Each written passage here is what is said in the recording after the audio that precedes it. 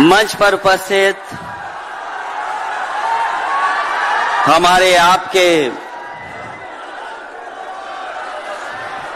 और देश के बड़े नेता आदरणीय लालू प्रसाद यादव जी,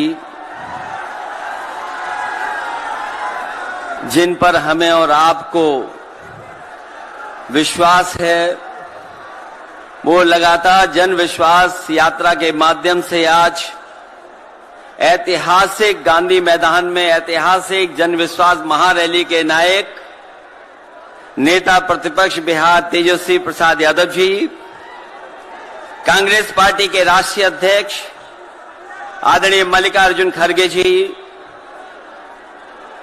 राहुल गांधी जी, आदरणीय राबड़ी देवी जी, महासचिव सीपीएम सीताराम येचुरी जी, डी राजा साहब, सीपीआई एमएल दीपांकर भट्टाचार्य जी, केसी वेणुगोपाल जी, जनाब अब्दुल बरी सिद्दीकी साहब, तेज प्रताप यादव जी और मंच पर उपस्थित बड़ी संख्या में इंडिया गठबंधन के सभी हमारे नेता और इस ऐतिहासिक मैदान में उपस्थित बिहार की महान जनता, पत्रकार साथियों, मैं सबसे पहले तेजस्वी जी को और उनके दल को बहुत बहुत बधाई देना चाहता हूं। साथ ही साथ इस इंडिया गठबंधन और महागठबंधन के जितने भी दल हैं, जिनके कार्यकर्ता मैं देख रहा हूं मैदान में तो है ही, पटना के चारों तरफ और पटना की सड़कों पर मुझे दिखाई दिए हैं, जिन्होंने चुनाव शुरू होते ही ऐलान कर दिया है कि अगर उत्तर प्रदेश 80 हराओ का नारा दे रहा है, अगर उत्तर प्रदेश 80 हराओ का नारा दे रहा है, तो बिहार भी पीछे नहीं है। 40 हराओ का नारा यहां से भी निकल करके जा रहा है। और अगर यूपी और बिहार मिलकर के 120 सीट हरा देंगे तो भारतीय जनता पार्टी का क्या होगा। मैं अभी सुन रहा था, हमारे कम्युनिस्ट पार्टी के नेता ये कह रहे थे कि समुद्र मंथन हुआ था कभी। समुद्र मंथन हमारे सभी लोगों को पता है, समुद्र मंथन के दौरान क्या हुआ है। लेकिन इस ऐतिहासिक मैदान में मैं कहना चाहता हूं कि 2024 में संविधान मंथन होने जा रहा है। एक तरफ वो लोग हैं जो संविधान बचाना चाहते हैं, संविधान के रक्षक हैं, और दूसरी तरफ वो लोग हैं जो संविधान के भक्षक हैं, संविधान को खत्म करना चाहते हैं। मैं जब बिहार आया हूं आपके बीच में, जब मैंने अखबार उठा करके देखा तो एक युवती ने जान दे दी। एक बेटी जो परीक्षा में दे करके आई थी, क्योंकि परीक्षा को रद्द कर दिया गया, पेपर लीक हो गया, जिसके कारण उसने आत्महत्या कर ली और कहा कि मां बाप से मैं माफी मांगती हूं। ये उत्तर प्रदेश में एक घटना नहीं हुई है, उससे पहले भी कई नौजवानों ने, जिनको नौकरी नहीं मिली, उन्होंने अपनी जान दे दी। जिस देश से मैं चुन करके आता था, वहां भी एक ब्रजेश पाल बेटे ने, हमारी आपकी उम्र से कम उम्र, उस नौजवान ने पढ़ी लिख ली डिग्री जो थी, उन डिग्रियों को जला करके और आत्महत्या कर ली। ये हालत है देश की। और वहां पर उत्तर प्रदेश में, जहां पर से प्रधानमंत्री चुन करके जाते हैं, जनता ने भरोसा किया उन पर, उनको बहुमत दे दिया, लेकिन डबल इंजन की सरकार ने बेरोजगारी दी है। मुझे खुशी है कि तेजस्वी ने यहां पर नौकरियां दे दी, रोजगार दे दिए, और हम तो वहां 60 लाख बच्चे जिनको पेपर नहीं लिख पाए उनका हिसाब किताब लगाते हैं।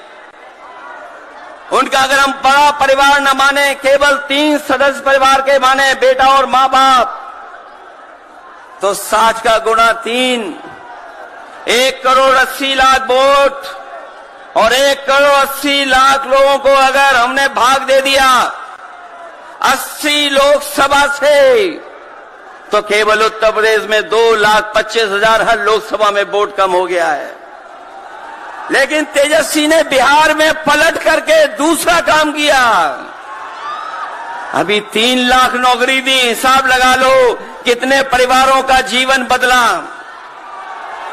और सोचो 10 लाख नौकरी मिल जाती तो कितना परिवारों का भविष्य बदल जाता। इसलिए जो लोग कहते हैं कि परिवार वाले हम लोग हैं, ये जो आरोप लगाते हैं परिवार वाला आरोप हम लोगों पर, मैं उन भारतीय जनता पार्टी के लोगों से कहना चाहता हूं कि भारतीय जनता पार्टी इस बात संकल्प ले कि किसी परिवार वाले को टिकट नहीं देंगे, और संकल्प ये भी ले कि किसी परिवार वाले से वोट मांगने भारतीय जनता पार्टी के लोग नहीं जाएंगे। मैं तो ये जोश देख रहा हूं यहां मैदान में, ये जो जोश दिखाई दे रहा है यही बदलाव लाएगा, यही भाजपा को हटाएगा। जब जोशीले नौजवान मिल जाते हैं तो बड़े बड़े लोगों का तख्त हिल जाता है। तो इस बार उन्हें आप बाहर करोगे कि नहीं करोगे? पहली सूची बीजेपी की आ गई, उस सूची में बिहार बाहर है, बिहार नहीं है उसमें। इसलिए बिहार से वो बाहर जाने वाले हैं, यूपी वाले भी बाहर कर रहे हैं उन्हें।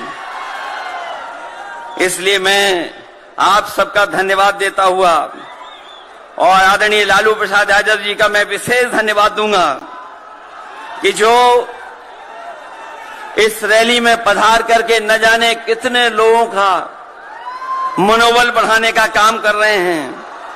न केवल यूपी के लोगों का, बिहार और देश के लोगों का मनोबल बढ़ा रहे हैं।